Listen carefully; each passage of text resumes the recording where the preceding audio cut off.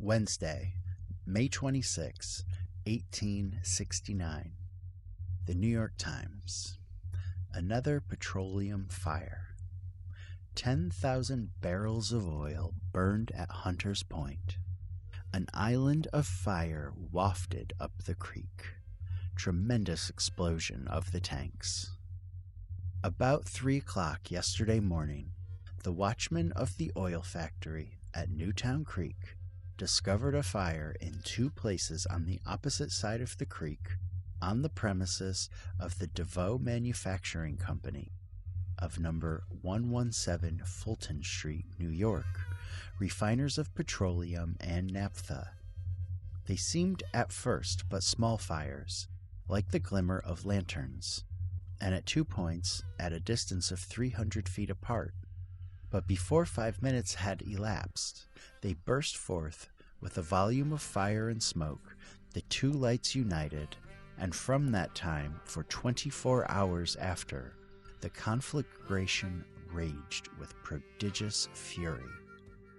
An alarm was at once sounded, and very shortly engines numbers 1, 2, 3, 5, 7, 10, 12, and 13 from the Brooklyn ED Fire Department arrived, and with them hose companies numbers 1, 2, 3, 4, 5, 6, 7, and 8.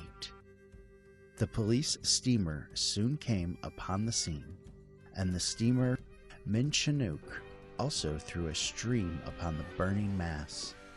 The shed in which the fire raged the hottest contained in tanks and cans nearly 1,000 barrels of petroleum, and the scene was one of the wildest confusion. Lighters loaded to the water's edge with petroleum and naphtha were caught in the hot embrace. Their masts gave way and went down like reeds in a prairie storm.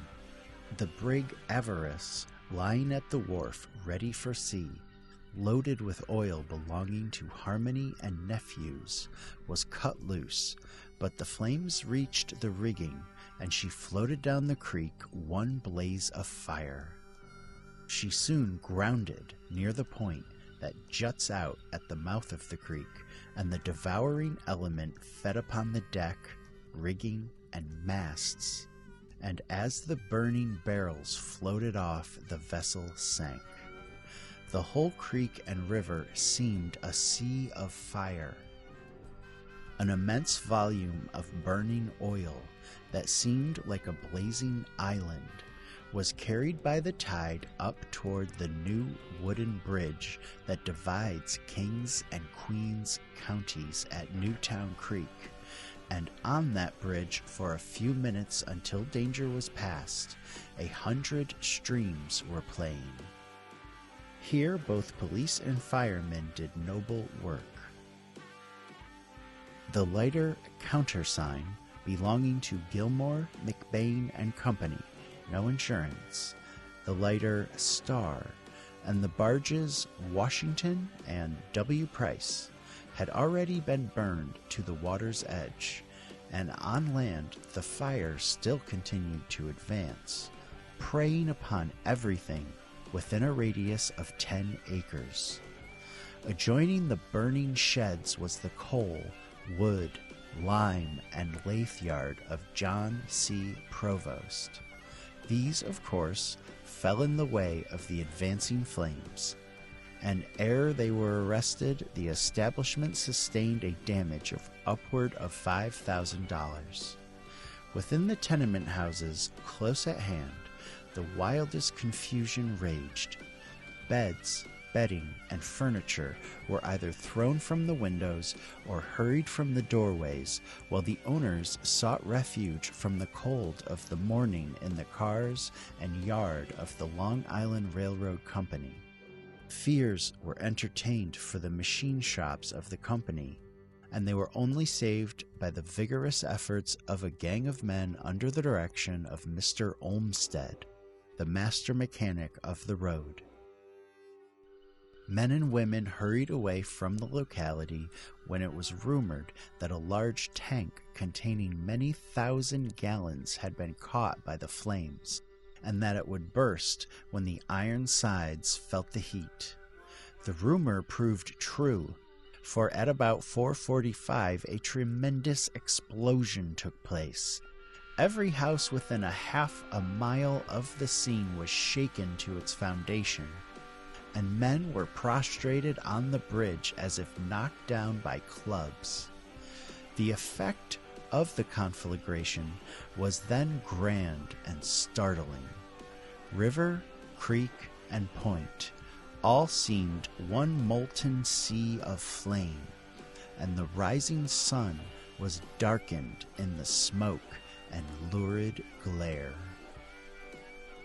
A lager beer saloon near the sheds kept by F.C. Bloomer was destroyed. The occupants of the dwelling house barely escaped with their lives.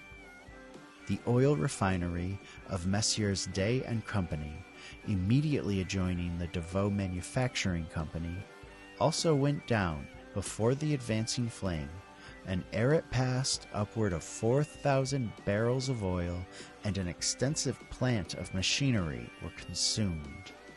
Their loss is about $50,000, partly covered by insurance. The shop for the manufacture of cans for the DeVoe Manufacturing Company was probably the most extensive in the world. Their loss cannot be far from $200,000. Some 200 hands were employed in that department alone, and in less than 1 hour, such was the fury of the devouring element, a heap of broken machinery, charred rafters, and broken walls alone marked the spot. The DeVoe Manufacturing Company was undoubtedly the largest petroleum refinery in the United States.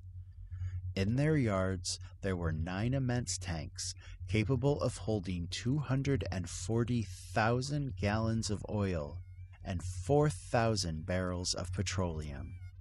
There were also 12,000 cans of oil ready for shipment, and 40 barrels of turpentine were stored in the yard. All were consumed. In another yard, used principally for canning and storing refined naphtha, some 22,000 cans were on fire at one time. There were also 600 barrels of refined petroleum and 200 cases of cans, 10 gallons each, of the same oil. Flocking like vultures to the scene came river thieves and land sharks in swarms, jumping from boats and eagerly seizing every article except the burning petroleum. The river thieves, in their haste, towed and bore away everything within reach. On shore, Captain Stearns of the 47th Precinct, with a posse of policemen, aided materially in keeping back the marauders, who rushed into tenement houses abandoned by their occupants and were eagerly engaged in plundering what was left. Early in the morning, 2 steamers from the New York Metropolitan Fire Department arrived, but their services were declined as unnecessary by Chief Engineer Smith of the Brooklyn Fire Department. The fire continued to rage during the day, but was hemmed in by the streams playing upon it, and exhausted by its very fury and the lack of material on which to feed. It finally died out late last evening. Though subdued and smoldering, it will last probably for days. That it was the work of an incendiary seems to be without doubt. The loss will not be far from $500,000, and upward of 300 persons are thrown out of employment.